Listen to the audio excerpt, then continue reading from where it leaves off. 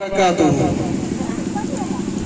إن الحمد لله نحمده ونستعينه ونستغفره ونعوذ بالله من شرور أنفسنا ومن سيئات أعمالنا. من يهده الله فلا مضل له ومن يضلل فلا هادي له. أشهد أن لا إله إلا الله وحده لا شريك له وأشهد أن محمدًا عبده ورسوله.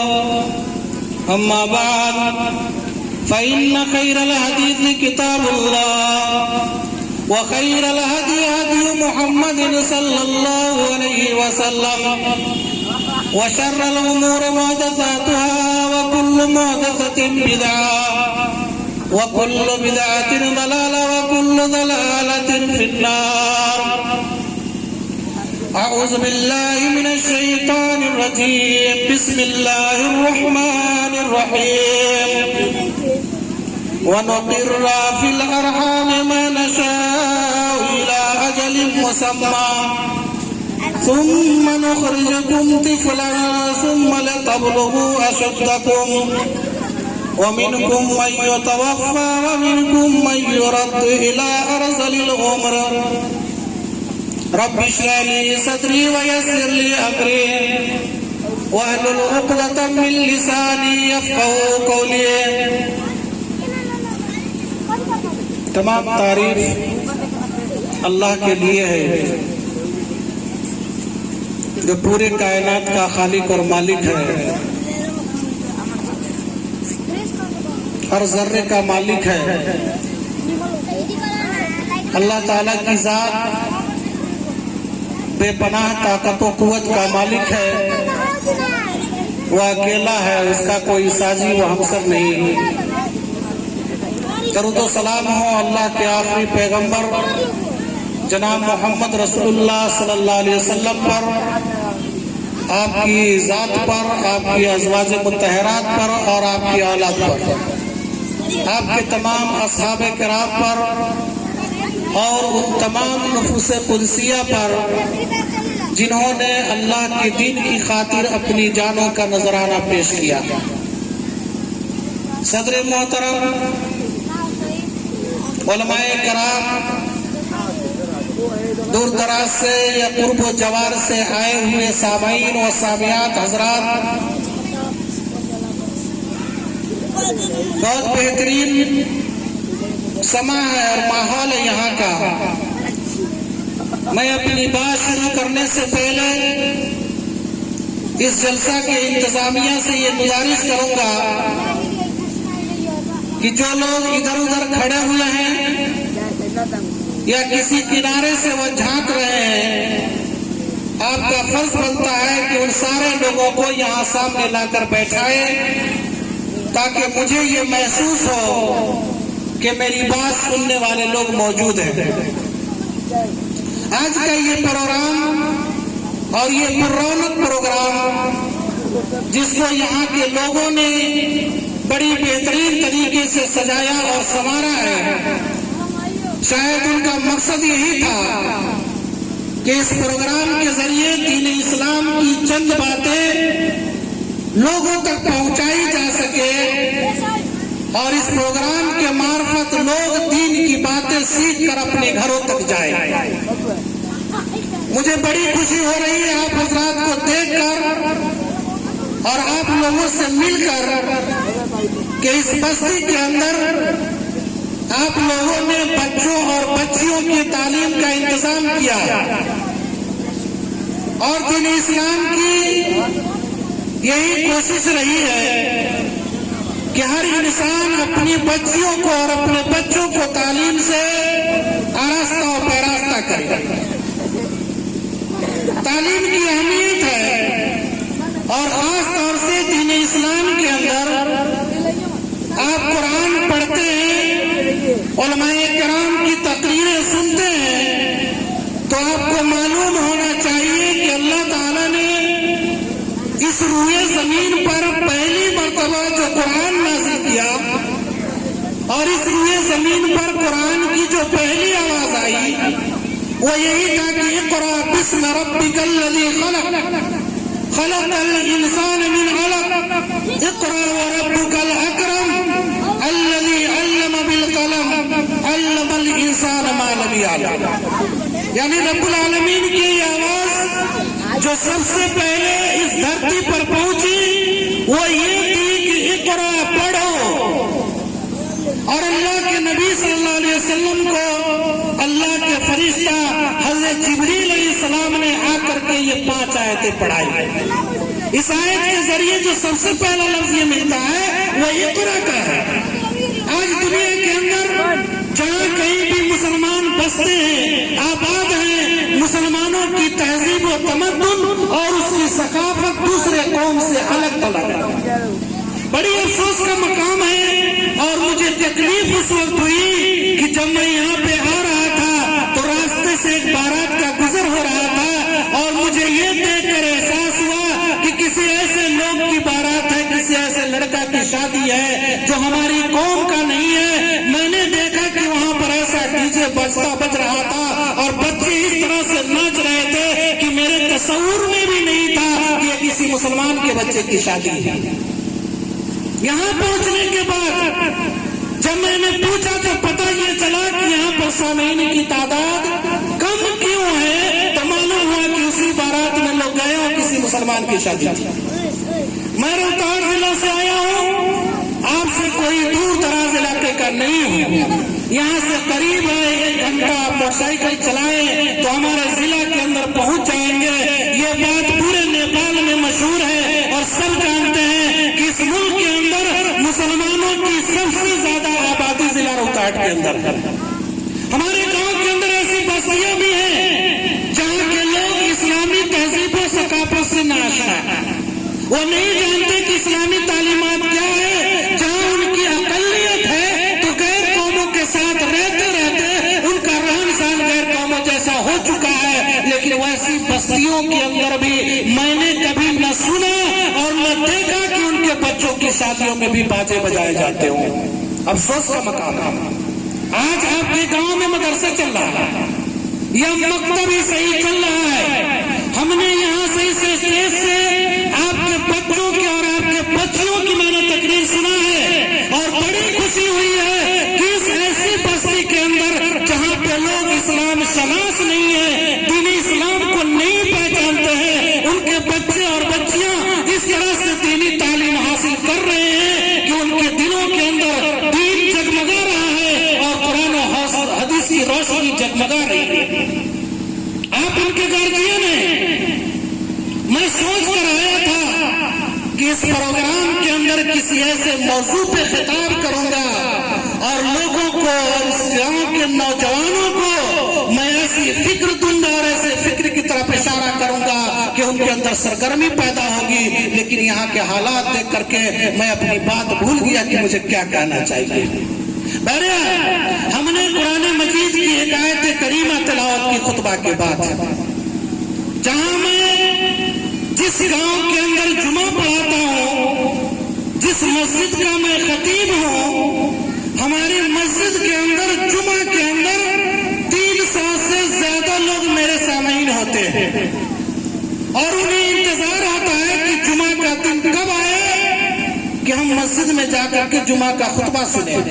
لیکن مجھے افسوس ہوتا ہے کہ ایک چھوٹی سی مسجد کے 5 وقتہ نمازیوں کی جو تعداد ہوتی ہے اس سے زیادہ تعداد یہاں پر میں ہی نہیں دیکھ پا رہا کہ جس گاؤں کے اندر پروگرام ہو، جن کے بچے اور بچیاں اپنی ننھی منی آواز میں قرآن و حدیث کی تعلیم اسٹیج سے لوگوں کو سنانے والے ہو اور اس گاؤں کے ماں باپ اس پروگرام کے اندر شامل نہ ہو، اس سے بڑا افسوس کا مقام اور کیا ہو سکتا ہے.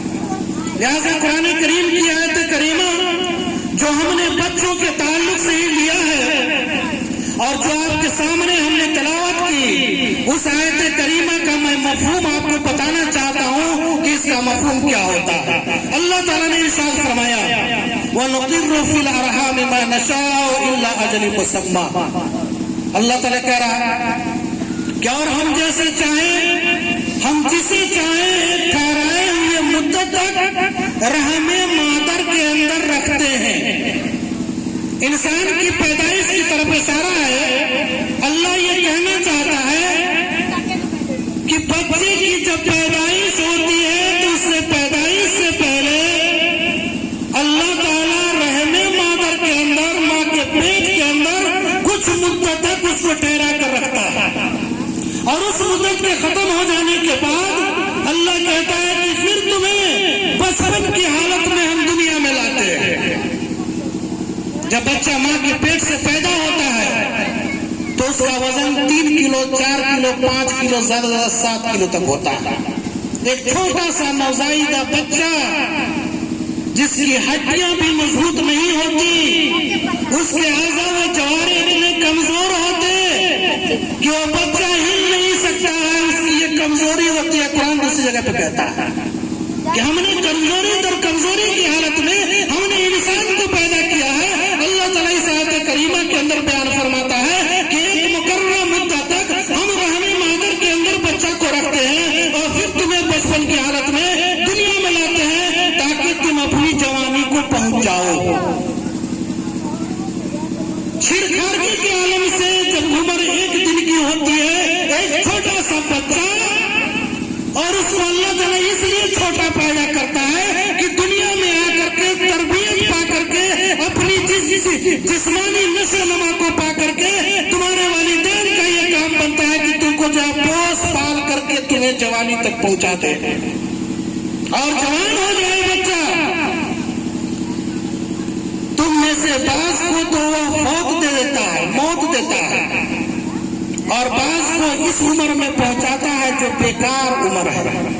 آیت کریمہ کا مفہوم یہ ہے، اللہ تبارک تعالیٰ انسان کو پیدا کرنے کے بعد اس کی تربیت، اس کی تعلیم اور اس کی پرورش کا موقع ایک باپ اور ماں کو دے رہا ہے، اور یہ ذمہ داری دیتا ہے کہ تم اپنے اولاد کی تربیت ویسے ہی کرو جیسے کہ تیرے ماں باپ نے تمہاری تربیت کر کے اتنا اونچا جوان بنا دیا ہے۔ تمہاری یہ ذمہ داری بنتی ہے کہ جب تمہارے گھر میں بچہ پیدا ہوا ہے تم بھی اس کی تربیت ایسے ہی اور پرورش ایسے کرو کہ وہ جوان ہو جائے۔ اسلامی شریعت نے انسانی نفس کی اور اس کے جان کی قدر و قیمت کو اجاگر کیا اور اس کی جان کی قدر و قیمت کو سمجھا کہ اللہ تبارک تعالیٰ یہ جانتا ہے کہ نسل کے بڑھنے کا سلسلہ یہی ہے۔ والدین کے اندر خوشی کی لہر دوڑ جاتی ہے۔ یہ الگ بات ہے کہ کسی کے گھر میں اگر بیٹی پیدا ہوتی ہے اس کے والدین کے چہرے سیاہ اور کالے پڑ جاتے ہیں، جو یہ ایک الگ موضوع ہے کہ انسان بچی کی پیدائش پر ناخوشگواری محسوس کرتا ہے، ورنہ حدیث کے اندر بچیوں کی تربیت پر جتنا ثواب بتلایا گیا ہے اتنا بچے کی تربیت پہ کوئی ثواب نہیں بتایا گیا۔ یہ ایک موضوع ہے اور اس کی اہمیت ہے۔ بہرحال انسان کے گھر میں جب بچہ پیدا ہوتا ہے تو اس بچہ کی وہ بڑی شوق سے پرورش کرتا ہے تاکہ یہ بچہ میرا بڑھاپے کا سہارا بن سکے، اور بڑھاپے کا سہارا بننے کے بعد جب میری عمر ایسی ہو جائے کہ میں کسی کام کے لائق نہیں رہوں گا، اس وقت مجھے یہ کھانا کھلائے، مجھے پانی لا کر کے دے، میری بیماری کا وہ علاج کرائے، مجھے پریشانی لاحق ہو تو میری پریشانی میں میرا ساتھی اور سہارا بن جائے۔ یہ انسان کی امید ہوتی ہے۔ اللہ تبارک تعالیٰ نے اسی طرح سے دنیا کو جاری رکھا ہے۔ بچوں کی تعلیم و تربیت، جب بچہ ماں کے پیٹ سے پیدا ہوتا ہے، جب وہ کچھ بولنے کے لائق ہوتا ہے تو وہاں سے اس کی تربیت کا وقت شروع ہوتا ہے کہ انسان، اس کی ماں، اس بچے کی ماں اور اس کا باپ دونوں مل کر کے اس بچے کی تربیت ایسے کرے کہ سماج کے اندر جب وہ بڑا ہو تو اس کے عمل کو، اس کے کردار کو اور اس کے طریقہ کار کو دیکھ کر کے ایک انسان یہ کہنے پر مجبور ہو جائے کہ یہ کس کا لڑکا ہے یا کس کی لڑکی ہے۔ اسلامی شریعت نے بچے کی تعلیم اور تربیت پر بہت زور دیا۔ اللہ کے نبی صلی اللہ علیہ وسلم نے اپنے زمانے اپنے گھر کے بچوں کی پرورش کی ہے، اس کی تربیت کی ہے، اور تربیت اس لیے کی جاتی ہے تاکہ یہی بڑا ہو کر کے اس قوم کا معمار بن سکے۔ کوئی نہیں جانتا ہے کہ ہمارے سماج کے اندر پیدا ہونے والا بچہ وہ جوانی کے عالم میں پہنچ کر کے نہ جانے اس نگر پالکا کا وہ میئر بنے گا یا ہمارے ضلع کا کوئی سانسد بن جائے گا بنے گا. اس لیے یہ کہا جاتا ہے کہ ہر قوم کا نوجوان اس قوم کی ریڑھ کی ہڈی ہوا کرتی ہے. جب نوجوانوں کی تربیت اچھی ہوتی ہے اس قوم کی تربیت اچھی ہوتی ہے اور اس کی قسمت اچھی ہو جاتی ہے. اب جب نوجوانوں کی تربیت بگڑ جاتی ہے تو قوم کا سارا ڈھانچہ بگڑ جاتا ہے. قوم کا ڈھانچہ انہیں نوجوانوں پر کھڑا ہے, اس کی تربیت پر کھڑی ہے. اگر انسان اپنے بچوں کی تربیت وہ جائز طریقے پر اور سنت کے طریقے پر اگر نہیں کرتا ہے تو اس قوم کی بدنامی کے سوا دوسرا کچھ نہیں ہو سکتا ہے. جب ہم نظر اٹھا کر دیکھتے ہیں اور بغیر اس کا مطالعہ کرتے ہیں تو یہ پتہ چلتا ہے کہ آج مسلم سماج کے وہ بچے جن کی تعلیم و تربیت سنت کے مطابق نہیں ہوئی ہے, دوسرے قوم کے بچوں کے مقابلے میں وہ تربیت کے میدان میں اور تعلیم کے میدان میں پیچھے ہے. اس کا قصوروار کون ہے؟ ظاہر سی بات ہے کہ اس کے قصوروار ہم والدین ہو سکتے ہیں جنہوں نے اپنے بچوں کی تربیت نہیں کی, جنہوں نے اپنے بچوں کو تعلیم نہیں دی, انہیں اٹھنا بیٹھنا نہیں سکھایا, انہیں یہ نہیں بتایا کہ بیٹا کس جگہ پر تمہیں کیا بولنا چاہیے, تمہیں اپنے بڑوں کے ساتھ کیسے پیش آنا ہے, تم اپنے گھر کے ماں بہنوں کے ساتھ کیسے پیش آنا ہے, تمہارے بانوں کے ساتھ کیسے پیش آنا ہے, تمہارے رشتہ داروں کے ساتھ تمہیں کیسے تمیز سے بات کرنی ہے, اور گاؤں سماج کے اندر جو تم سے بڑے ہیں ان کے ساتھ کیسا بہیو تمہارا ہونا چاہیے. اس لیے اللہ کے نبی صلی اللہ علیہ وسلم نے تربیت پر زور دیا. اور یہ تربیت اور یہ تعلیم اور تربیت میں تھوڑا سا فرق کیجیے. تعلیم دینے کے لیے اپنے بچوں کو ساری دنیا کے لوگ پڑھاتے ہیں, ڈاکٹر بن جاتا ہے, انجینئر بنتا ہے, کلکٹر بنتا ہے, بہت بڑے بڑے کرسی تک وہ پہنچ جاتا ہے اپنی تعلیم کے بیس اور بنیاد پر. لیکن جب وہی پڑھا لکھا انسان جب کسی کو دھوکہ دیتا ہے, فریب سے کام لیتا ہے, کسی کے ساتھ دغا کرتا ہے, جھوٹ بولتا ہے, اپنے اللہ کو بھلا دیتا ہے, اپنے سنت کے راستے کو چھوڑتا ہے, جب فریبکاری اس کے اندر آتی ہے تو وہاں پر کہنا یہ پڑتا ہے کہ اس بچوں کی تعلیم تو دی گئی لیکن تربیت سے بے خبر ہے. کیونکہ تربیت اگر اس کی دی جاتی اور اس کے والدین اس کو یہ سکھاتے کہ کسی کو دھوکہ دینا حرام ہے, کسی کے ساتھ جھوٹ بولنا یہ حرام ہے, کفر و الحاد حرام ہے, تمہیں ہر حال کے اندر اللہ تعالیٰ کو یاد رکھنا چاہیے, اور جب تمہارا سر جھکے تو اللہ کے سامنے جھکے, اس کے علاوہ کسی کے سامنے نہیں جھکے, تو پتہ یہ چلتا ہے کہ اس کے ماں باپ نے تعلیم کے ساتھ ساتھ اس کو تربیت دی ہے, جس تربیت کا تقاضا اس کی زندگی کے اندر دکھائی دیتا ہے اور جھلکتا ہے کہ واقعی اس کے والدین نے اس کی تربیت کی ہے, کہ تعلیم بھی حاصل کیا اور تربیت اس کی یہ ہوئی کہ وقت ضرورت وہ اللہ کو نہیں بھول رہا ہے. جب وہ اللہ کو بھول جائے گا اور یہ دنیا کی جتنی ہلاکتوں والی باتیں ہیں, جتنی دنیا کے رذائل اور خصائص ہیں, جو غلط کاریاں ہیں, تباہ کاریاں ہیں, اگر انسان کے اندر پائی جاتی ہے تو اس کا صاف اور سیدھا مطلب یہ ہے کہ اس کی تعلیم تو ہے لیکن تربیت نہیں ہے. تربیت ملتی ہے اسلامی مدرسوں کے اندر اور دین اسلامی کی کتابوں کے اندر.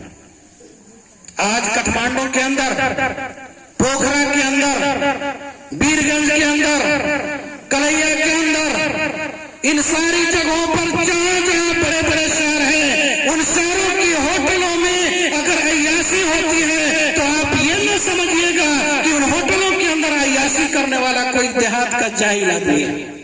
پڑھے لکھے لوگ اونچے عہدے پر بیٹھے ہوئے ہیں, اس کے پاس تعلیم کی اور ڈگری کی کوئی کمی نہیں ہے, لیکن ہے کیا کمی اس کے اندر کہ دین اسلام کی اللہ کی معرفت نہیں ہے اس کے اندر, اور اس کے والدین نے اس کو تربیت نہیں دیا. اگر تربیت ہوتی, تعلیم کے ساتھ ساتھ اگر تربیت ہوتی تو ان ہوٹلوں کے اندر عیاشی کرنے والے یہ ڈگری لیول کے لوگ نہیں ہوتے. دین اسلام نے تربیت پر زور دیا ہے, تعلیم کے ساتھ ساتھ تربیت کو ضروری قرار دیا ہے. اللہ کے نبی محمد رسول اللہ صلی اللہ علیہ وسلم کے بھتیجا عبداللہ بن عباس رضی اللہ تعالیٰ عنہ, حدیث مشہور ہے, کس طرح سے تربیت دیتے ہیں. عبداللہ بن عباس چھوٹے بچے ہیں. اللہ کے نبی صلی اللہ علیہ وسلم نے ان کو کہا کہ یا عبداللہ احفظ اللہ یحفظک، احفظ اللہ تجدہ تجاہک، فإذا سألت فاسأل اللہ وإذا استعنت فاستعن باللہ. یہ اللہ کے نبی صلی اللہ علیہ وسلم کی تربیت ہے. کہا کہ عبداللہ بن عباس تم اللہ کو یاد کرو، اللہ تم کو یاد کرے گا. تم اللہ کو یاد کرو، تم اس کو اپنے سامنے پائے گا. اذا سألت فاسأل اللہ، جب تم سوال کرو تو اللہ تعالیٰ سے سوال کرو. وَإِذَا اسْتَعَنْتَ فَاسْتَعِنْ بِاللَّهِ، اور جب تم مدد چاہو تو اللہ تعالیٰ سے مانگو. کفر و الحاد ہمارے گھروں میں کیوں آتا ہے؟ اسلامی تعلیم نہ ہونے کے کارن. اگر مدرسوں کے اندر چھوٹی عمر میں ان بچوں کو یہ پڑھایا جائے کہ کسی کے سامنے ہاتھ جوڑنا یہ شرک ہے، ان بچوں کو یہ سکھایا جائے کہ دیوی دیوتا کی پوجا کرنا اور اس کے سامنے ہاتھ باندھ کر کے ادب سے کھڑا ہونا یہ شرک ہے، اللہ تعالیٰ کی وحدانیت میں شرک ہے، تو چھوٹا بچہ چاہے پڑھ کر کے جہاں تک بھی چلا جائے اسے یہ احساس ہوگا کہ ہمارے ماں باپ نے، ہمارے مکتب اور مدرسہ کے استاد نے یہ سکھایا تھا کہ اللہ کے سامنے، کسی کے سامنے، اللہ کے علاوہ کسی کے سامنے ادب اور احترام سے ہاتھ باندھ کر کھڑا ہونا بھی شرک ہے. یہ تربیت ہے، اور یہ تربیت اس کو کام دے گی اس کی پوری زندگی کے اندر. اور اس کی تربیت کا یہ اثر ہوگا کہ کل ہو کر کے جب وہ جوان ہوگا اس قوم کی، اس ملک کی قیادت کرے گا، سیادت کرے گا، اس قوم کا وہ معمار بنے گا، اس قوم کا وہ رہنما بنے گا. اس کے عمل سے یہ دکھائی دے گا کہ یہ ایسا لڑکا ہے جس کی زندگی کے اندر کوئی ایسی گڑبڑی نہیں ہے، نہ یہ جھوٹ بولتا ہے، نہ یہ کسی کو دھوکہ دیتا ہے، اور نہ یہ کسی کا کوئی گھپلا کرتا ہے، نہ کسی کو فریب دے سکتا ہے. ایک چھوٹا بچہ سے لے کر کے سماج کے بوڑھا شخص تک اس آدمی پر اعتبار کرے گا، اس لیے کہ اس کی تعلیم کے ساتھ ساتھ تربیت بھی ہوئی ہوتی ہے. اور تربیت کا یہ اصل مقصد ہے، اور تربیت اصل یہ ہے کہ انسان اپنی زندگی کے اندر دین کو بچائے. اگر انسان زندہ دل ہو، زندہ دل انسان ہو جس میں یہ احساس ہو کہ ہم کلمہ پڑھنے والے مسلمان ہیں، اللہ کے نبی صلی اللہ علیہ وسلم کی سنت پر چلنے والے مسلمان ہیں، ہم اللہ کی کتاب کو ماننے والے مسلمان ہیں، اس مسلمان کے گھر میں کفر و الحاد اور شرک و ضلالت نہیں آئے گا. سنت کا شہدائی نبی کریم صلی اللہ علیہ وسلم کے امتی نبی کریم صلی اللہ علیہ وسلم کے نقش قدم چلنے والے مسلمانوں کے گاؤں کے اندر، اس کے گھر کے اندر ایسی شادیاں نہیں ہوگی جس کے اندر صرف شیطان آتا ہے. یہ اس کی تربیت کا اثر ہے، اس کی تربیت کا کمی ہے، جس کی وجہ سے ایک انسان اپنی معاقبت اندیشی کر کے شریعت کے خلاف جاتا ہے. اور نہ دنیا کے اندر جہاں کہیں بھی جس ملک کے اندر مسلمانوں کو نشانے پر رکھا گیا ہے، اس ملک کا ماحول ایسا ہے کہ وہاں کے چند انگلیوں پر گنے چنے مسلمان بھی اپنے دین پر ویسے ہی عمل کرتے ہیں جیسا کہ ایک اسلامی ملک کے اندر ایک مسلمان آزادانہ جیتا ہے. آپ کو یاد ہوگا، اور مجھے معلوم ہے کہ آپ لوگ ٹی وی دیکھتے ہیں، شوق سے دیکھتے ہیں. میرے پاس وقت نہیں ہے، میں نہیں دیکھ پاتا. ورلڈ کپ کا میچ ہوا، انگلینڈ نے ورلڈ کپ فائنل جیت لیا. پوری دنیا کی آنکھوں نے اس دೃಶ್ಯ کو دیکھا کہ جب ان کی جیت کے بعد جب وہ جس جیت کا جشن منا رہے تھے تو ان کے کھلاڑیوں کے اندر ساتھی کھلاڑیوں میں چند مسلمان بھی تھے، باقی سب کے سب دوسرے مذہب اور قوم کے تھے. اس میں سے 2 یا 3 ایسے کھلاڑی تھے جو مسلمان تھے. وہ انگلینڈ برطانیہ جیسی جگہ کے رہنے والے مسلمان جب وہ اپنے جیت کی خوشی میں اور جشن میں جب شراب کو اچھالنا شروع کیا، اس کی ٹیم سے فوراً دوڑ کر کے جا کر کے وہ مسلمان بیچارہ الگ کھڑا ہو گیا کہ شراب ہمارے شریعت کے اندر حرام ہے. شراب کو ہماری شریعت نے چھونا بھی گناہ قرار دیا، پینا تو دور کی بات، چھونا بھی گناہ اور حرام. جہاں شراب کا کھیل بیٹھے لوگ آپ نہیں ٹھہر سکتے. ہم تمہارے ساتھ کرکٹ کھیل سکتے ہیں, تمہارے ساتھ ہم پارٹی اٹینڈ کر سکتے ہیں, لیکن جہاں حرام خوری کی اور حرام کاری کی بات ہوگی ہم اس سے الگ تھلگ ہیں, کیونکہ ہماری شریعت نے کہا انما الخمر والمیسر والانصاب والازلام رجس من عمل الشیطان فاجتنبوہ. شراب, جوا, قمار بازی, یہ سب کے سب شیطانی عمل ہے, بچو اس سے. یہ اس کی تربیت تھی. اس نے اپنی تربیت کا مظاہرہ کیا اور دکھا دیا ساری دنیا کو کہ دیکھ, انگلینڈ جیسی جگہ میں رہ کر کے بھی میں شراب کو ہاتھ نہیں لگاتا.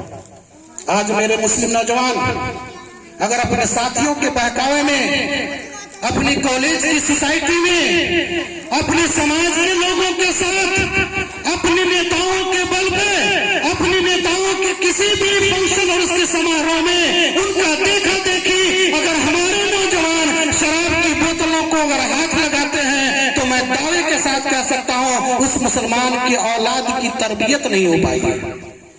اس نے یہ سمجھا نہیں کہ مسلمان ہونے کی حیثیت سے مجھ پر کیا کیا لاگو ہوتا ہے, مجھے کیا کرنا چاہیے کیا نہیں کرنا چاہیے.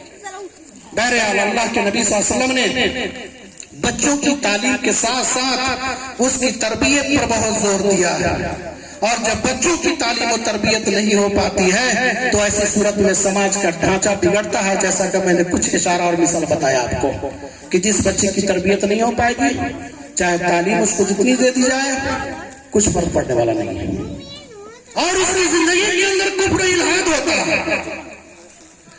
بہت زیادہ پڑھ لیا, بہت اونچی ڈگری حاصل کر لی, کالج میں کیا یونیورسٹی میں پڑھ کے ڈاکٹریٹ کی ڈگری لے لیا, لیکن اسلامی درسگاہ کا منہ نہیں دیکھا. اپنے کسی مکتب کے مولوی صاحب کے پاس بیٹھ کر کے یہ جاننے کی کوشش نہیں کی کہ ہم جس اللہ کو مانتے ہیں اس اللہ نے ہمارے لیے کیا کیا جائز اور کیا کیا ناجائز کیا. راستوں کا پتہ نہیں ہے, اسلام کا پتہ نہیں ہے, اتنی بڑی بڑی ڈگری ہے, جب اس سے پوچھ دیا جاتا ہے کہ آخری پیغمبر کا نام کیا ہے تو وہ بھی معلوم نہیں. نام مسلمانوں کا ہے, گھرانہ مسلمان کا ہے, لیکن اس کو اپنے آخری نبی کا نام معلوم نہیں ہے. اس سے بڑی کمائیگی اور کیا ہو سکتی ہے کہ اللہ کے نبی محمد رسول اللہ صلی اللہ علیہ وسلم کا شیدائی اور اس دین کا ماننے والا آخری پیغمبر جناب محمد رسول اللہ صلی اللہ علیہ وسلم کا نام بھی یاد نہ رکھتا ہو, اسے معلوم ہی نہ ہو.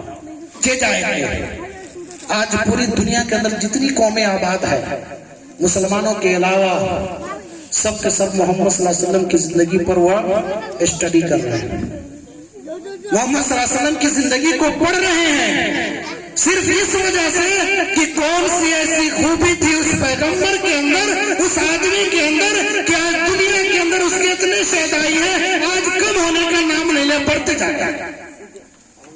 کہ اسلامی تربیت کا اثر ہے کہ میرے بھائیوں کی تعلیم کے ساتھ ساتھ اگر اس کو تربیت نہیں دی جاتی ہے تو تعلیم سے کوئی فائدہ نہیں ہو پاتا ہے. وہی تعلیم اس کو عیاری سکھاتی ہے, وہی تیاری اس کو وہی تعلیم اس کو مکاری سکھاتی ہے اور سیکھتے چلا جاتا ہے. تعلیم اور تربیت کے تعلق سے میں بات آگے بڑھاتے ہوئے ایک دو پوائنٹ اور بھی میں آپ کو بتانا چاہتا ہوں کہ بچوں کی تعلیم و تربیت کیسے ممکن ہے, کیسے کی جائے بچوں کی تربیت. سارے لوگ اپنے بچے کی پرورش کرتے ہیں, سب کے سب یہ اپنے بچوں کو اچھی باتیں سکھاتے ہیں, اور چھوٹے بچوں کی تربیت میں باپ سے زیادہ ماں کا ہاتھ ہوتا ہے. اگر ماں اپنے بچوں کو دینی نہج پر تربیت دے دے تو باپ کی کوئی ضرورت نہیں ہے, کیونکہ سب سے پہلا مدرسہ اس کے ماں کا گود ہے. انسان کی زندگی میں اس کا پہلا کالج, اس کا مدرسہ اور اسکول اس کی ماں کا گود ہے. اس کی ماں کی گود کا اثر آج تک نہیں بلکہ بڑھاپے تک, مرتے دم تک اس کی زندگی پر دکھائی دے گا. اس کی ماں نے جو اس کو سکھایا ہے, جو اس کو تربیت دی ہے, اس تربیت کا اثر انسان کی جوانی تک تو کیا کہ بڑھاپے تک, اور بڑھاپے کے بعد مرنے تک اپنی ماں کی تربیت کا اثر دکھائی دیتا ہے. انسانی زندگی کے اندر اولاد کی تربیت کے لیے صحیح بہترین غذا کا استعمال ہونا ضروری ہے. اور غذا یہ ہے کہ اپنے بچوں کو وہی چیزیں کھلائی جائے جو اس کی صحت کے لیے مناسب ہو، اپنے بچوں کو وہی چیز کھلائی جائے جس سے اس کی طبیعت خراب نہ ہو، اپنے بچوں کو وہی چیز کھلائی جائے جو اسلامی شریعت نے حرام نہ کہا ہو، اپنے بچوں کو حلال غذا کھلائی جائے۔ حلال اور حرام کا مطلب یہ ہوگا کہ جس چیز کو اسلامی شریعت نے کھانے سے منع کر دیا کہ یہ حرام ہے، اس حرام کے قریب بچوں کو نہ بھٹکنے دیا جائے۔ اور دوسری چیز، بچوں کو حلال کھلایا جائے۔ ایک حرام وہ چیز جس کو اللہ نے کہا کہ فلاں چیز کھانے کے اعتبار سے حرام ہے، حرام چیز نہ کھلائی جائے۔ دوسری چیز، بچہ کو رزق حلال کھلایا جائے۔ جب رزق حلال سے بچوں کی تربیت ہوگی، وہ بڑی بہترین تربیت ہوگی، اس کے جسم کو، اس کی صورت کو، اس کی شکل کو، اس کے جسم کو سوٹ کرے گا۔ حلال اور حرام کا مطلب سارے سمجھتے ہیں۔ ہم اپنے بچہ کو جو کپڑا دیتے ہیں پہننے کے لیے، ہم اپنے بچہ کو جو صبح شام کھانا کھلاتے ہیں، وہ ہماری حرام کمائی کا ہے یا حلال کمائی کا ہے؟ اور یہ بات یاد رکھیے، جس بچے کی پرورش میں حرام کمائی کا عمل دخل ہوگا، اس کی ساری زندگی سیدھی نہیں ہو پائے گی، کہیں نہ کہیں اس کے اندر ایڑاپن پایا جائے گا، وہ کہیں اسلامی شریعت کو نہیں سمجھے گا۔ ساری شریعت اس کو پڑھا دیجئے، لیکن کو یہ بات سمجھ میں نہیں آتی ہے کہ اللہ کے نبی صلی اللہ علیہ وسلم نے ہمارے کون سی چیز کو حلال اور کس کو حرام کیا۔ کیوں؟ اس لیے کہ اس کی تربیت حرام کمائی سے ہوئی ہے۔ اللہ کے نبی صلی اللہ علیہ وسلم ایک حدیث بیان فرماتے ہیں اور کہتے ہیں کہ اللہ تعالیٰ نے قرآن مجید کے اندر ارشاد فرمایا رزق کے تعلق سے، یا ایھا الذین آمنوا کلوا من طیبات ما رزقناکم واشکروا اللہ ان کنتم ایاہ تعبدون۔ کہیں پہ نبی کو خطاب کیا کہ اے نبی کریم صلی اللہ علیہ وسلم حلال روزی کھائیے، کہیں پہ لوگوں سے کہا کہ اے لوگوں حلال روزی کھاؤ، حرام سے بچو، اللہ کا شکر ادا کرو، اسی کی عبادت کرو، اسی کے پاس جانا۔ رزق حلال، اللہ کے نبی صلی اللہ علیہ وسلم نے بچوں کی تربیت میں بہت بڑی چیز کہا کہ رزق حلال کی بڑی اہمیت ہے کہ ایک انسان اپنے بچوں کی حرام کمائی سے پرورش کرے۔ جب اس کی حرام کمائی سے پرورش ہوگی، اس کی زندگی کے اندر صداقت، سچائی، ایمانداری کہیں سے نہیں آئے گی۔ جب اس کی پرورش کسی حرام مال سے کی جائے گی، اس کی زندگی کے اندر جھوٹ، دھوکہ، یاری اور مکاری کے سوا کچھ نہیں ہوگا۔ اللہ کے نبی صلی اللہ علیہ وسلم نے بچوں کی پرورش کے معاملہ میں کچھ ایسی چیزیں بیان فرمائی ہے کہ انسان، بچہ کا باپ اس بات کی پوری کوشش کرے کہ اپنے بیوی بچوں کے منہ میں جو ایک نوالا ڈالتا ہے، ایک وقت کا جو کھانا مہیا کرتا ہے، اس کی حلال کمائی کا ہے کہ حرام کمائی کا۔ جب اس کی پرورش حرام کمائی کی ہوگی، اس کے جسم کے اندر دوڑنے والا خون بھی اسی حرام غذا کا ہوگا۔ اور ظاہر سی بات ہے کہ جس کی تربیت میں اتنی بڑی کمی ہو، اس کے عمل میں سدھار کہاں سے آئے گا؟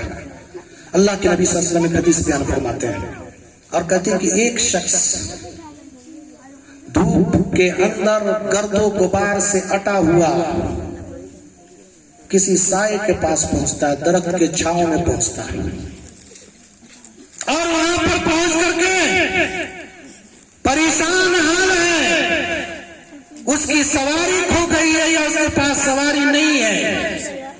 دھوپ میں صحرا میں چلتا ہوا انسان جب وہ کسی درخت کے سائے میں پہنچتا ہے تو وہاں پر اللہ کے سامنے ہاتھ اٹھاتا ہے، کہتا ہے کہ رب العالمین، اے میرے پروردگار، میری یہ بات سن لے، میری وہ دعا قبول کر لے۔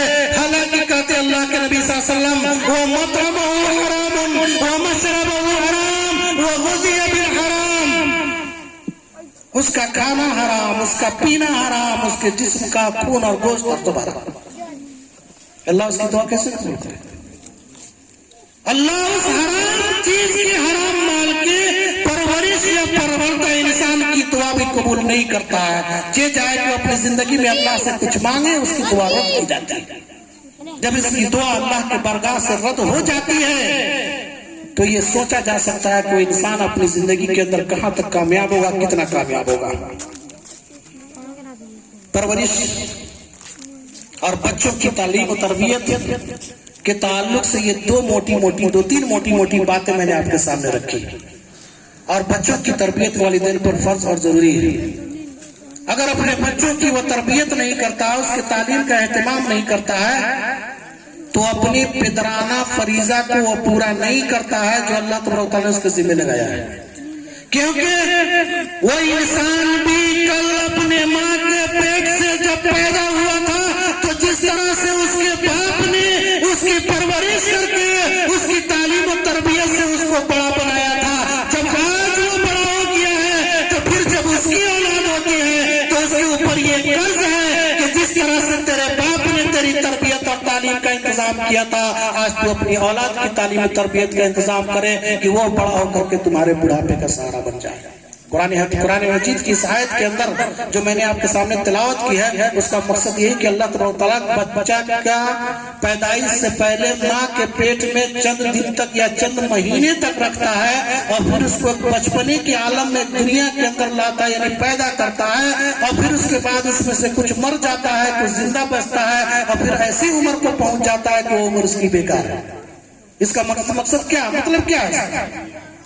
اس کا صاف اور سیدھا مطلب یہ ہے کہ اس کمزوری اور بچپنے کے عالم سے اٹھ کر کے آپ بڑھاپے تک جو پہنچے ہیں، اور اس کے پیچھے آپ کے والدین کا جو ہاتھ تھا، تو پھر جب آپ بڑھاپے کو پہنچے ہیں تو اس کا بچہ اس کا سہارا بن رہا ہے۔ اللہ تعالیٰ نے ایک دوسرے سے اٹیچ کر کے رکھا ہے، ذمہ داری دی ہے، اپنے بچوں کی ذمہ داری کو سمجھا جائے۔ اور جب تک انسان اور خاص طور سے مسلم قوم کے اندر جس کی اسلامی شریعت نے بچوں کی تعلیم و تربیت سے متعلق یا کسی بھی تربیت سے متعلق کسی بھی چیز سے متعلق جتنا اس کو سبق اور لاہ عمل دیا ہے، دنیا کے کسی دوسرے مذہب نے اتنا نہیں سکھایا، اتنا گائیڈ لائن نہیں دیا ہے جتنا کہ اسلامی شریعت نے دیا ہے۔ اور آج مسلمان کسی قوم کے لوگ، اور یہی مسلمان باقی قوم اور ملت کے لوگوں سے بہت پیچھے ہیں، چاہے تعلیم کے میدان میں ہو یا تربیت کے میدان میں ہو۔ یہ ہماری کمائی ہے۔ ہماری تربیت کا ایک اثر یہ ہوتا ہے کہ ہمیں اور آپ کو چاہیے کہ اپنے بچوں کی تعلیم اور تربیت اس محض پر کرے کہ وہ اللہ کو پہچان سکے، اللہ کی معرفت کو وہ پہنچ سکے، اور جب تک اس کے اندر اللہ تعالیٰ کو پہچاننے کی معرفت پیدا نہیں ہوگی تو یہ سمجھا جائے گا کہ ہماری تربیت کا یہ قصور ہے اور ہماری تربیت کی کمی ہے۔ اللہ تعالیٰ نے سورہ کہف کے اندر ایک واقعہ بیان کیا۔ سورہ کہف ہر مسلمان جانتا ہے کس کو کہتے ہیں، کہاں ہے سورہ کہف؟ اللہ کے نبی صلی اللہ علیہ وسلم کی سنت ہے کہ جمعہ کے دن سورہ کہف کی تلاوت کیا کرتے تھے، اور اپنی امت کے لوگوں سے کہا کہ جمعہ کے دن سورہ کہف پڑھو، اس کا بڑا ثواب ہے۔ جو بچیاں مدرسہ میں پڑھتی ہیں یا جو استانیہ ہیں یا جو مولانا حضرات ہیں یا جو دین سے جڑے ہوئے ان کو پتا ہے کہ جمعہ کے دن ہم کو سورہ کہف کی تلاوت کرنی چاہیے۔ سورہ کہف کے اندر اللہ تبارک تعالیٰ نے ایک واقعہ نقل کیا 2-3 آیت کے اندر، ہم مختصر بیان کریں گے، ٹائم ہم کو لگتا ہے کہ شاید زیادہ ہو گیا۔ نحن نقص علیک نبأهم بالحق انہم فتیۃ آمنوا بربہم وزدناہم ہدی وربطنا علی قلوبہم اذ قاموا فقالوا ربنا رب السماوات والارض لن ندعو من دونه الہا لقد قلنا اذا شططا۔ اللہ بیان کرتا ہے کہ ہم تمہارے سامنے ایک چھوٹا سا واقعہ بیان کرتے ہیں کہ یہ چند نوجوان اپنے رب پر ایمان لائے تھے اور ہم نے ان کی ہدایت میں ترقی دی تھی، ہم نے ان کے دل مضبوط کر دیے تھے، جبکہ یہ اٹھ کھڑے ہوئے اور کہنے لگے کہ ہمارا پروردگار تو وہی ہے جو آسمان و زمین کا پروردگار ہے، ناممکن ہے کہ ہم اس کے سوا کسی اور کو معبود پکاریں، اور ایسا کیا ہم نے کہ نہایت ہی جیسا اگر ہم نے ایسا کیا تو یہ نہایت ہی غلط بات ہوگی۔ کچھ نوجوان تھے اس قوم کے اندر، مفسرین کرام لکھتے ہیں کہ اس قوم کا جو بادشاہ تھا وہ فرعون جیسا تھا. بادشاہ یہ سمجھتا تھا کہ میں اس قوم کا خدا ہوں اور قوم کے سارے لوگ اس کے سامنے سجدہ کرتے تھے, اس کی عبادت کرتے تھے. ان قوم میں سے چند نوجوان ایسے نکلے جنہوں نے یہ سمجھا کہ عبادت کے لائق تو اللہ ہے, لہذا ایک انسان کی عبادت ہم کیوں کریں؟ ہم سے وہ عبادت کرواتا ہے, عبادت کرواتے کرواتے بوڑھا ہو کر کے مر جاتا ہے. ہم بھی بوڑھا ہو کے مرتے جیسے ہم انسان, وہ انسان.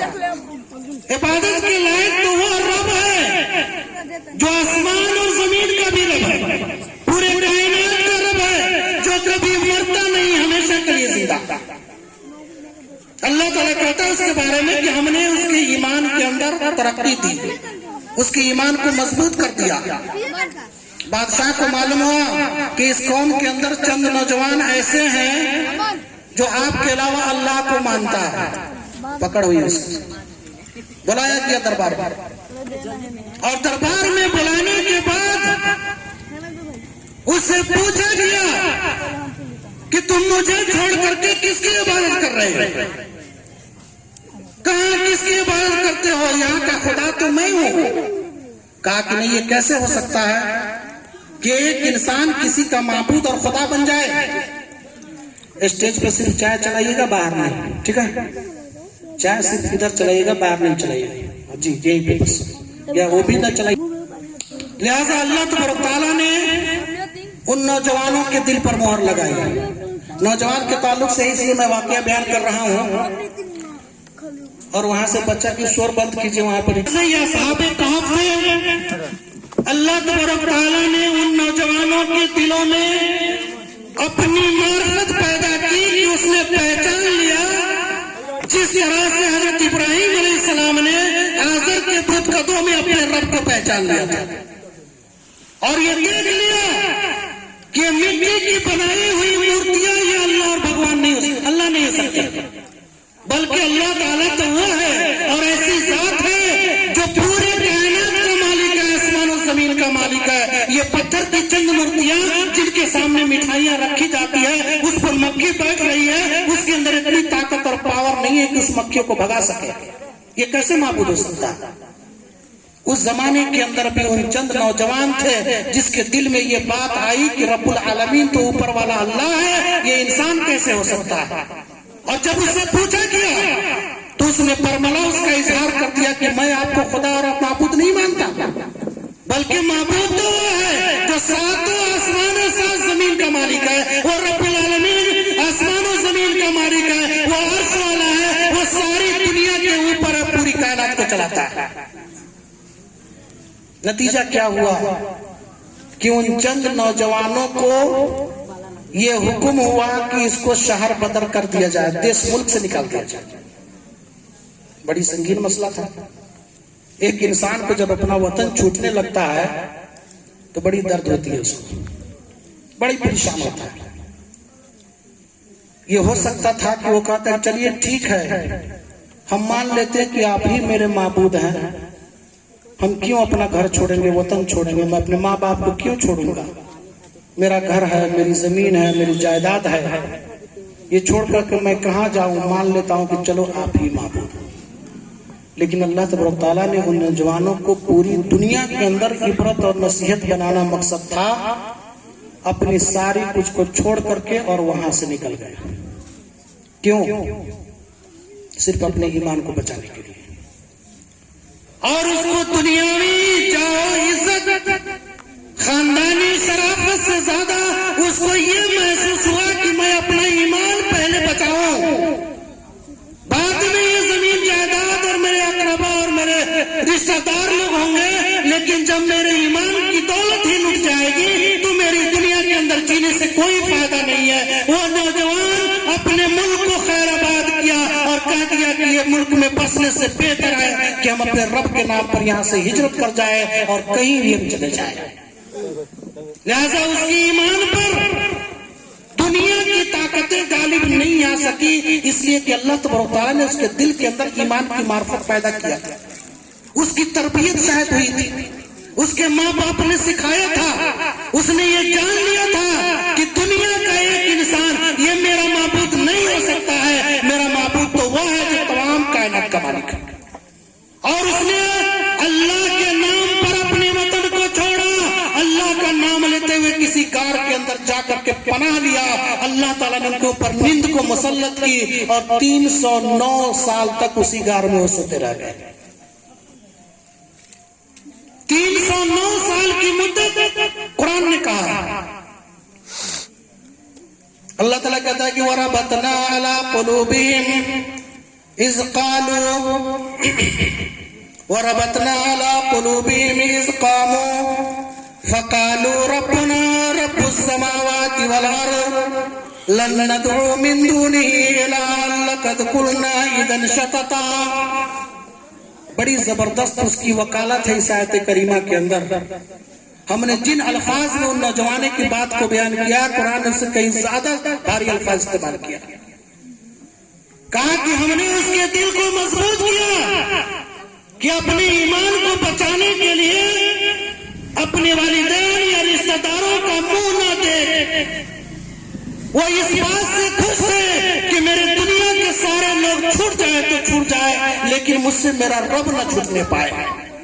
میں اللہ کی وحدانیت کو نہیں چھوڑوں گا اور کسی انسان کے سامنے اپنے سر کو نہیں جھکاؤں گا، بلکہ پوری دنیا کے اندر جو میرے لیے سب سے قیمتی شے ہے وہ میرا ایمان ہے، اور ہم اپنے ایمان کو ضائع نہیں ہونے دیں گے۔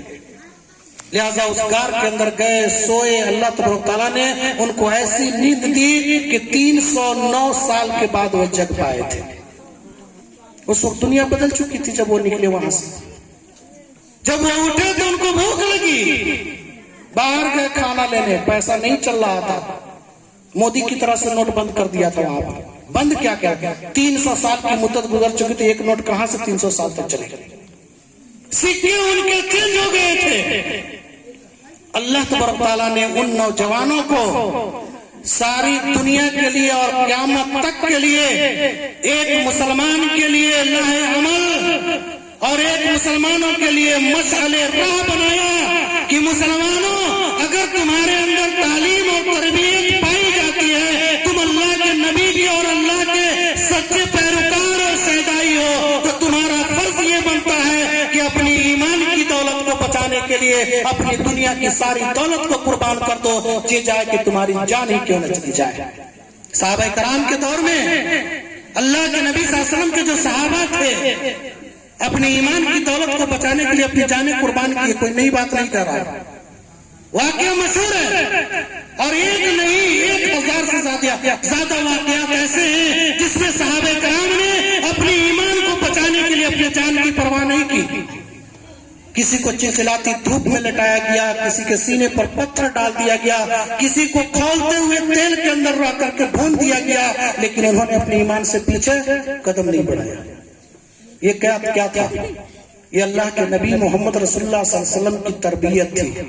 آج ہمیں ضرورت ہے ویسے ہی تربیت کی، جبکہ ساری دنیا کی نظریں مسلمانوں پر، قرآن پر، اللہ کے نبی صلی اللہ علیہ وسلم کی سنت پر ٹکی اور لگی ہوئی ہے۔ ساری دنیا ہماری دشمن بنی ہوئی ہے۔ آج کے وقت میں ضرورت ہے کہ ہماری ماں بہنیں اپنے گود کے بچوں کی ایسی تربیت کرے کہ آج بھی اس ملک کے اندر کوئی صلاح الدین پیدا ہو، آج کے بعد بھی کوئی محمد بن قاسم پیدا ہو کہ جو ہمارے دین اور ایمان کی حفاظت کر سکے۔ اگر اپنے دین اور ایمان کی ہم حفاظت نہیں کر سکتے تو یہ پتہ چلتا ہے کہ ہمارے اندر اسلام کی چنگاری موجود نہیں ہے، ہمارا ایمان بالکل راکھ اور خاک ہو چکا ہے۔ اللہ تبارک تعالیٰ نے ایسے بہت سے مواقع پر مسلمانوں کی تعلیم اور تربیت کو نشانہ بنایا ہے اور اس سے اپیل کی ہے کہ ایک بچہ جو تعلیم و تربیت کے میدان میں اپنے ماں باپ کا تربیت یافتہ ہوگا تو اپنی جوانی کے عالم میں پہنچنے کے بعد اس کی زندگی کے اندر تربیت کا اثر دکھائی دے گا، اور اس کی تربیت کا اثر یہ ہے جیسے کہ آج ہمارا سماج چل رہا ہے، ہمارے سماج کی جو دردشا ہے، ہماری جو فکری انحطاط ہے، یا ہماری زندگی کے اندر جو چیلنجز ہے، آج تربیت کی ضرورت ہے کہ ہمارے اندر تربیت ہوگی تو ان سارے باطل افکاروں کی قوت اور باطل طاقتوں کا ہم ڈٹ کر کے مقابلہ کر سکیں گے اور اپنے ایمان کو اور اپنے دین کو اور اپنے اسلام کو بچا سکیں گے۔ जब तरबियत नहीं होगी इंसान के अंदर तो एक नौजवान कहां से बढ़ पाएगा।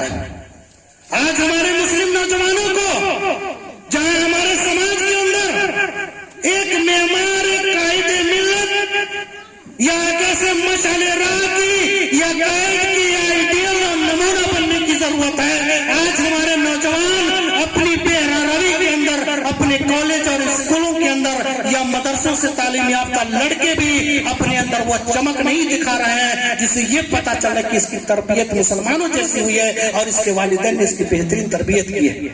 कुरान मजीद के अंदर ऐसे बहुत सारे वाक़यात भरे पड़े हैं, वक्त नहीं है, इससे ज्यादा बोलना मेरा थोड़ा मुश्किल हो रहा है। और भी हमारे दूसरे जिम्मेदारान जो यहाँ पर बैठे हुए हैं उनको भी मौका मिलना चाहिए। आखिर में हम ये कहना चाहते हैं और कहेंगे कि अल्लाह तबारक तआला ने किसी भी कौम के अंदर नौजवानों को कायद बनाया है।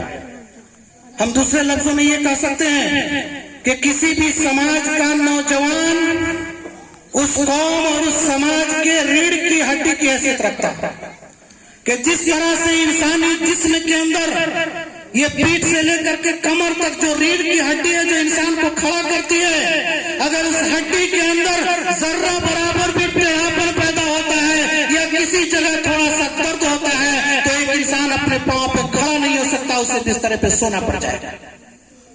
बिल्कुल रीढ़ की हड्डी की हैसियत है हमारे नौजवानों की कि अगर हमारे नौजवानों की तरबियत अगर सही मानों में कुरान और हदीस के मुताबिक और सुन्नत के मुताबिक होती है तो हमारी कौम जो है खड़ी हुई है। अगर हमारे नौजवान अगर टेढ़े हो जाते हैं तो समझिए कि हमारी कौम खत्म हो जाती है और टेढ़ा हो जाता है।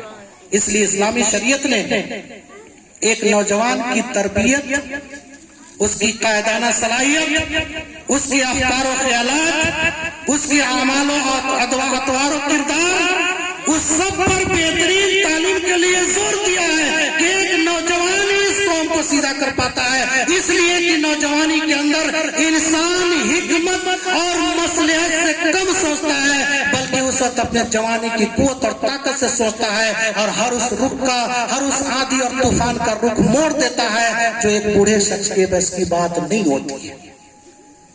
इसलिए अल्लाह ताला ने बुढ़ापे की उम्र को अर्ज़ले उम्र कहा, ऐसी उम्र जो बेकार जिंदगी है। एक 80 साल का इंसान अगर वो चाहे भी मुझे कोई काम करना वो नहीं कर पाएगा क्योंकि अल्लाह ताला ने ज़ौक़ के बाद कमजोरी के बाद कमजोरी में जो ले जाकर के रखा उसकी कबूलत का आलम, उसका तब ये इंतजार हो रहा है कि कब उसकी रूह निकल जाए और हम उसकी जनाजा पढ़ करके दुनिया से रुखसत कर दे। वरना काम करने की उम्र तो ये 20, 25 और 30, 32, 35 साल की उम्र है कि इंसान समाज के लिए काम करना चाहे तो उसके लिए जवान होना शर्त है कि जब तक वो जवान नहीं है वो कौम के धारा नहीं बदल सकता है, किसी आंधी और तूफान का वो डटकर मुकाबला नहीं कर सकता है। जब हमारे नौजवान अपने अखलाकी एतबार से कमजोर पड़ जाएंगे तो हमारी कौम का पूरा ढांचा बिगड़ जाएगा। आज हमारे जिंदगी के अंदर, हमारे समाज के अंदर जो हमारे सामने सबसे बड़ा चैलेंज है वो जानते हैं क्या है? Social media. हर हाथ के अंदर छोटे बड़े मोबाइल, इस मोबाइल ने पूरी दुनिया को समेट कर एक जगह कर दिया है। जरूर दूर के लोगों को करीब किया है और करीब के लोगों को बहुत दूर कर दिया है। इस मोबाइल ने इंसानी शराफत पर उंगली उठाया है। बहुत से ऐसे शरीफ इंसान, शरीफ औरतें, मर्द हो या औरतें, लड़का हो या लड़की, सोशल मीडिया में एक दूसरे के सामने बहुत जल्दी फ्रैंक हो जाते हैं और उसका अखलाक बिगड़ रहा है। मूसा अलैहिस्सलाम जब मदीन के अंदर गए, कहां से? मिस्र से फिरौन के जुल्म और तशद्दुद से भाग गए मदीन। मदीन एक शहर था जहां शुएब अलैहिस्सलाम अल्लाह के नबी थे। उस वक्त मूसा अलैहिस्सलाम से फिरौन के मुल्क में एक कत्ल हो गया था अनजाने में। एक आदमी को एक गुस्सा मारा, वो मर गया। अब फिरौन की पुलिस पड़ी हुई है कि कहाँ है मूसा, लाओ पकड़ो उसको, जेल में डालो। मूसा अलैहिस्सलाम निकल जाते वहां से, मदीन शहर पहुंचते। मदीन शहर पहुंचते हैं मूसा गांव के बाहर देखा कि सामने बस्ती आबादी है, गांव के बाहर ही थे। गांव के सारे चरवाहा लोग बकरी चरा रहे थे, और बकरी चला के उस जमाने के अंदर घर में किसी के पास हैंड पाइप नहीं था कि जाके बकरी को पानी पिलाते, बल्कि कुआं होता था। सारे चरवाहे कुआं का ढक्कन हटा के अपने डोल से पानी निकाल कर अपनी बकरियों को पानी पिला रहे हैं। कुरान कहता है कि उस नौजवान उन लोगों से अलग थोड़ा सा, कानत इमरातान तज़ूदान, दो लड़की भी बकरी चराने गई थी,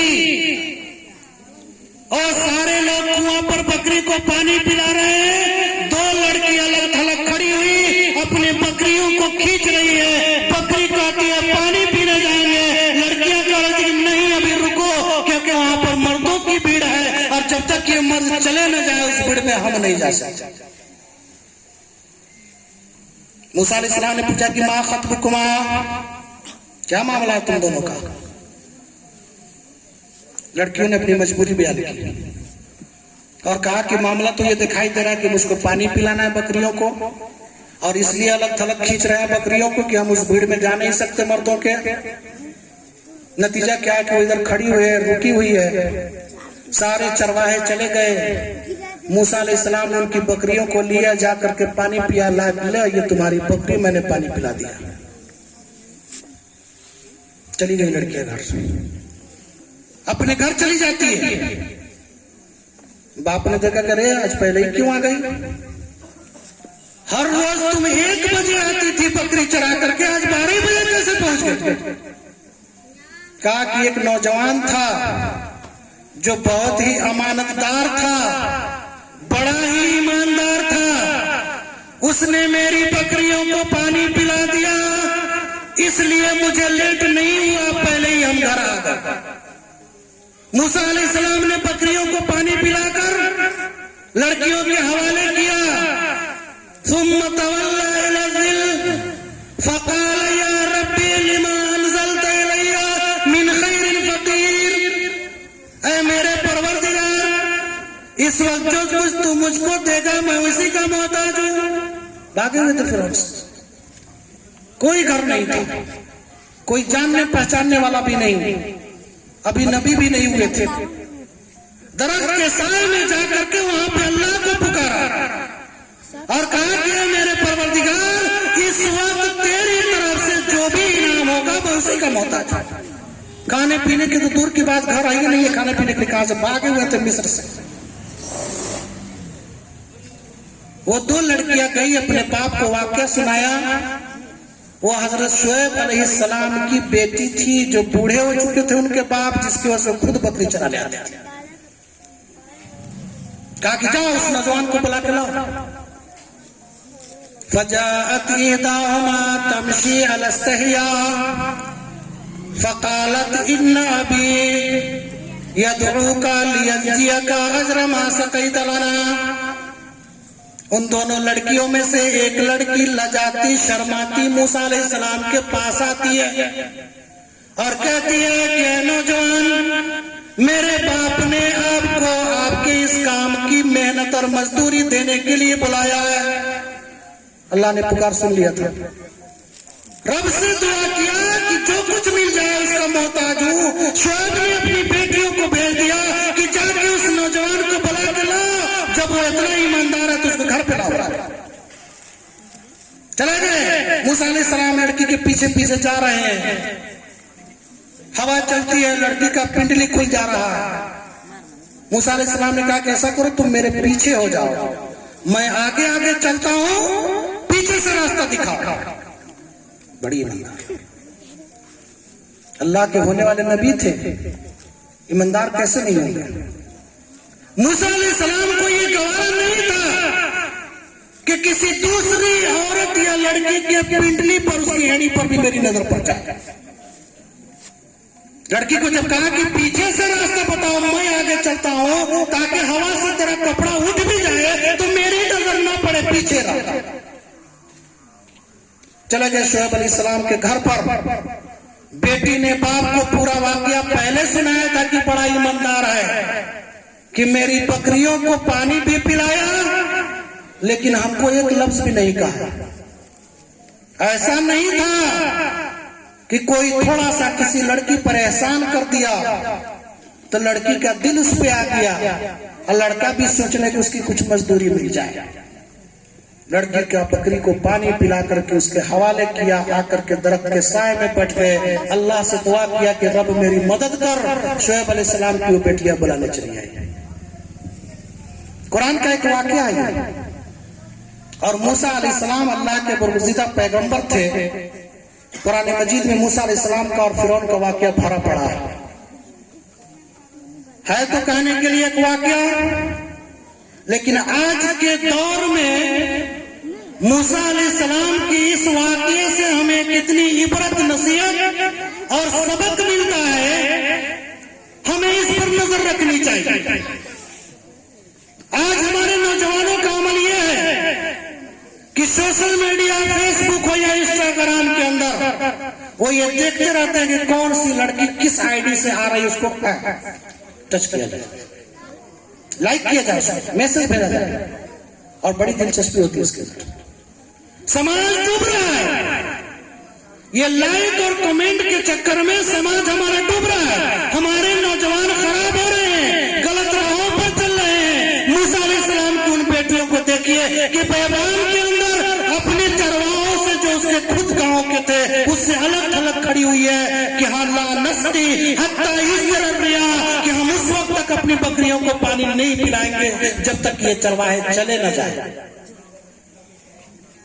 آج اپنے سماج کے اندر ہر لڑکا اپنی سماج کی دوسری لڑکیوں سے جو اس کے جانے پہچانے ہیں, کوئی چچا کی بیٹی ہے, کوئی ماموں کی بیٹی ہے, کسی رشتے میں بہن لگتی ہے, بھتیجی لگتی ہے, بھابھی لگتی ہے, تو ایسا محسوس ہوتا ہے کہ سب فرینک ہے آپس میں. لیکن شعیب علیہ السلام کی وہ بیٹیاں, اور نبی تھے شعیب اور اس کی بیٹی تھی, ظاہر سی بات ہے باپ کی تربیت کا اثر تھا بیٹیوں پر. اگر ہم اپنی اولاد کی تربیت اپنے بیٹوں اور بیٹیوں کی تربیت نہیں کریں گے تو ایسے ہی مال اٹھے گا. موسیٰ علیہ السلام پھر اس کے پاس, شعیب علیہ السلام کے پاس جاتے ہیں. بیٹی نے کہہ دیا کہ ابا جان یہ وہی نوجوان ہے جس نے میری بکریوں کو پانی پلایا تھا, آپ ان کو بلائے, میں بلا کر کے لا دیا. موسیٰ علیہ السلام گئے, یہ بھی نبی ہونے والے تھے, ہوئے نہیں تھے. شعیب پہلے سے نبی موجود تھے. کہا کہ قد نجوت من القوم الظالمین, اے موسیٰ تو یقین کر کہ ایک ظالم قوم سے تو نجات پا کر کے مدین میں میرے پاس آ چکا. بیٹی نے کہا کہ ابا جان یہ بہت ایماندار اور بڑی طاقتور آدمی ہے. کیسے معلوم ہوا؟ سارے چرواہے چلے گئے, 10 آدمی مل کے جس ڈھکن کو اٹھا کر کے پانی پلاتے تھے بکریوں کو, موسیٰ علیہ السلام نے اکیلے اٹھا لیا تھا. آپ بڑا طاقتور آدمی ہے. ایماندار اس لیے تھے کہ یہ گوارا نہیں ہوا کہ اس لڑکی کے پنڈلی پر بھی میری نظر پڑے. بیٹی نے گواہی دی کہ ایماندار بھی ہے, طاقتور بھی ہے. باپ نے کہہ دیا کہ میں چاہتا ہوں کہ اپنی دونوں بیٹیوں میں سے کسی ایک سے اس کی شادی کر, لیکن اس کے لیے 8 سال میری بکری چرانی پڑے گی. مہر کے اندر تھا تو کچھ بھی نہیں, مہر کہاں سے دیتے؟ کہا کہ 8 سال میری بکری چراؤ, مہر میں اگر تم چاہو تو 10 پورا کر سکتے ہو, لیکن میری طرف سے 8 کا تم کو ڈیمانڈ ہے. 8 سال بکری میری چرا دو تو میں اپنی بیٹی سے تمہاری شادی کر دیتا ہوں. موسیٰ علیہ السلام نے 10 سال کی مدت پوری کی. شعیب علیہ السلام نے اپنی بیٹی کا نکاح کیا, اس کے بعد وہاں چلتے چلتے مصر اپنے گھر, راستے میں آئے, طور پہاڑ پر کچھ آگ دکھائی دیا, گئے تو وہاں پر اللہ کے نبی بنائے گئے, رسالت ملی. آج ہمارے سماج کے مسلم نوجوانوں کے لیے اس واقعے کے اندر سبق ہے, درس ہے, عبرت ہے. ہمیں اس سے عبرت حاصل کرنی چاہیے کہ موسیٰ علیہ السلام جن لڑکیوں کو اکیلے اور تنہائی میں دیکھا تھا, لیکن ان کے دل کے اندر اللہ کا خوف پایا جاتا تھا. آج ہمارے سماج کے, ہمارے بیٹوں کے, ہمارے بیٹیوں کے دل میں اللہ کا خوف نہیں ہے. اگر اللہ کا خوف ہو تو موبائل اپنی ضرورت سے استعمال کریں گے یا کریں گی.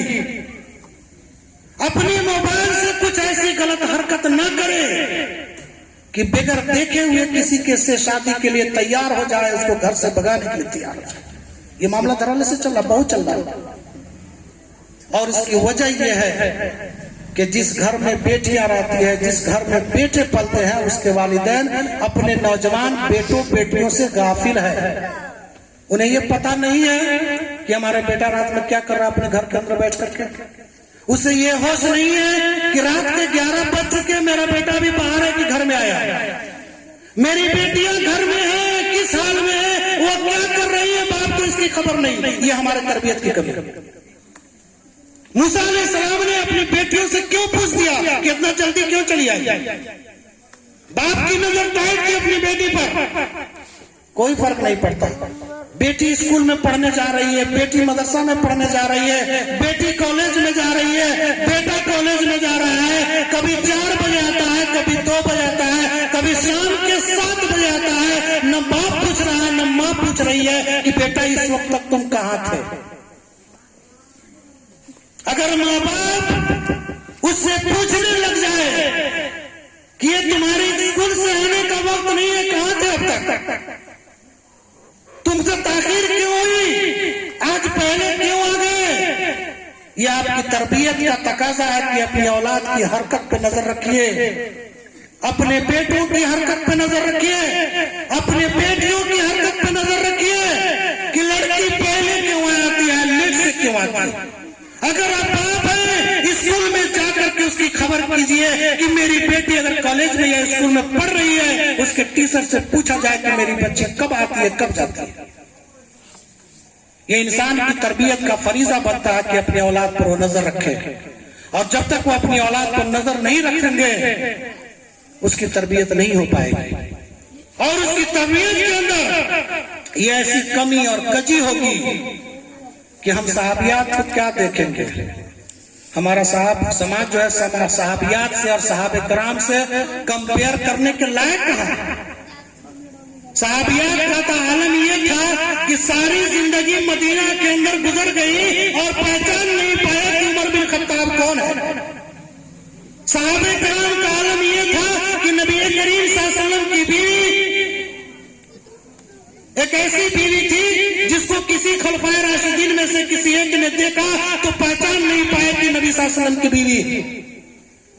ساری زندگی اسی سماج میں گزرتی ہے لیکن اپنے پڑوسن کو نہیں پہچانتے کہ پڑوس میں بسنے والی عورت کا چہرہ کیسا ہے. یہ تو مدینہ کا سماج تھا.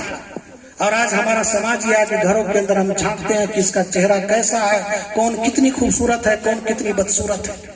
ہم صحابیات سے اپنے سماج کا کمپیئر کیسے کریں؟ ہم صحابیات کے ایک واقعات کو لا کر کے اپنی زندگی میں اتار سکتے ہیں. ہم اس نقشے قدم پر چل سکتے ہیں کہ ہمارے سماج سے برائیاں دور ہو، ہمارے نوجوان ایک معمار بنے، ہمارے نوجوانوں کے اندر اصلاح پیدا ہو، اس کے ادوار و کردار پاکیزہ بن جائے، ہماری بیٹیاں پاکیزہ حال ہو جائے. یہی ہماری کامیابی ہے. ہم اللہ سے یہی دعا کرتے ہیں کہ اللہ تعالیٰ اے بار الہ رب العالمین ہمارے سماج کے نوجوانوں کو تو سوجھ بوجھ عطا فرما کہ جب تک ہمارے نوجوان یہ سوجھ بوجھ کے مالک نہیں ہوں گے اس وقت تک ہمارا سماج سیدھا نہیں ہو سکتا ہے. ہم کو اللہ تعالیٰ نے جو مربی بنایا ہے ہم اپنے اولاد کی تربیت ایسے حالت میں کریں کہ صحابہ کرام جیسے اس کی تربیت دے کہ ہماری اولاد ہمارے نوجوان ہمارے قوم کے داعی اور نمائندہ بن جائے. اللہ تعالیٰ ہمیں اور آپ کو عمل کرنے کی توفیق عطا فرمائے. وصلی اللہ علی نبینا محمد وعلی آلہ وصحبہ اجمعین. السلام علیکم ورحمۃ اللہ وبرکاتہ. ماشاء اللہ بڑے ہی پرمقصد خطاب ہو رہا تھا. دل تو